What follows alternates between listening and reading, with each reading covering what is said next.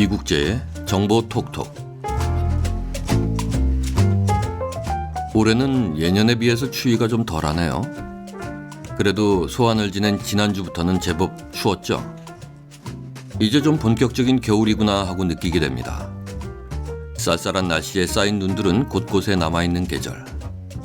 겨울이면 길가 포장마차에 시원한 어묵 국물이 땡기고 쫄깃한 떡볶이나 따끈한 호빵이 맛있어지는 건 즐거운데 추위 때문에 여러 가지 안전사고가 많이 생기는 계절이기도 합니다. 남은 겨울 어떤 것들을 조심해야 다치거나 하지 않고 안전하게 날 수 있을까요? 첫째, 길거리를 걸어 다닐 때 주의할 점입니다. 겨울엔 일단 걷는 것을 조심해야겠죠. 특히 길거리에 눈이 얼어붙어 있는 곳이라면 당연히 걸어 다니면서 발밑을 살피셔야 합니다. 가급적 눈이 쌓여 있는 곳은 함부로 밟지 않는 것이 좋습니다. 그 아래가 땅인지 얼음인지 구분이 잘 가지 않거든요. 그리고 반드시 장갑을 착용하시길 권해드립니다. 휙 넘어지더라도 손을 짚거나 하면 큰 부상은 막을 수 있기 때문이죠. 만약 넘어졌을 때 손으로 바닥을 세게 짚어서 통증이 오고 나면 바로 병원에 가서 진료를 받아야 합니다. 별것 아닌 것처럼 넘겼다가 나중에 뼈에 금이 간 팔을 계속 사용하다가 심하면 부러지거나 하는 경우도 생깁니다.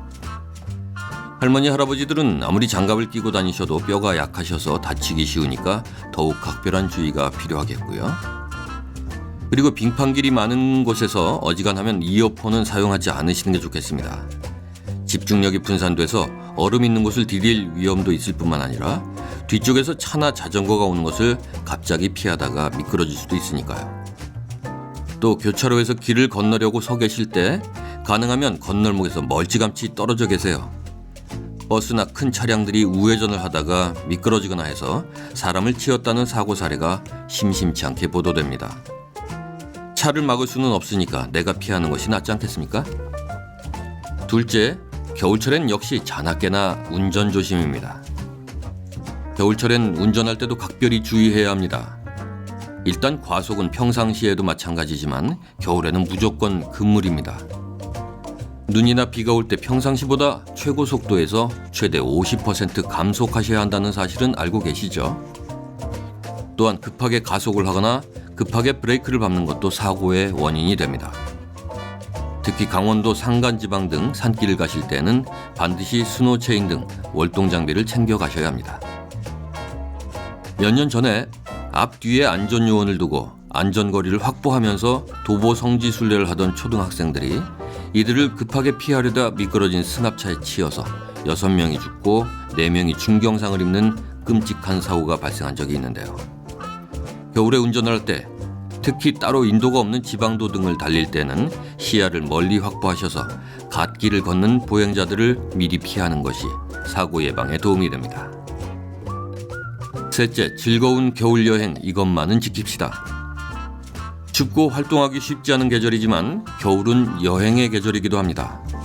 눈 덮인 계곡이나 겨울 바다를 보러 떠나는 사람들도 꽤 많죠. 특히 스키나 스노보드 등을 즐길 겸 여행을 떠나는 분들도 많습니다. 아무리 겨울산이 경치가 좋다지만 산에 익숙하신 분들이 아니라면 가급적이면 겨울산은 올라가지 마시라고 말리고 싶습니다. 여기저기 미끄러운 데다가 경사까지 져 있으니 만약 숙련된 전문가와 가신다고 하더라도 자신의 실력에 맞지 않는 힘든 산은 피하시는 것이 좋습니다. 절대 분위기에 휩쓸려서 무리한 도전은 하지 마세요. 만약 겨울 산에 가신다면 등산화는 물론이고 미끄러지지 않도록 아이젠 등의 도구는 반드시 가져가야 합니다. 또 반드시 여분의 속옷과 양말을 가져가셔서 쉴 때마다 갈아입는 것도 감기 몸살과 동상 예방에 도움이 됩니다. 핫팩 같은 발열 도구도 넉넉히 챙겨가시고요. 만일을 대비한 비상식량도 챙기는 것이 좋겠죠. 언제 어디서나 무엇보다 중요한 것은 여러분의 안녕입니다. 겨울은 눈과 사랑, 낭만의 계절이기도 하지만 안전사고가 유독 많은 계절이기도 합니다.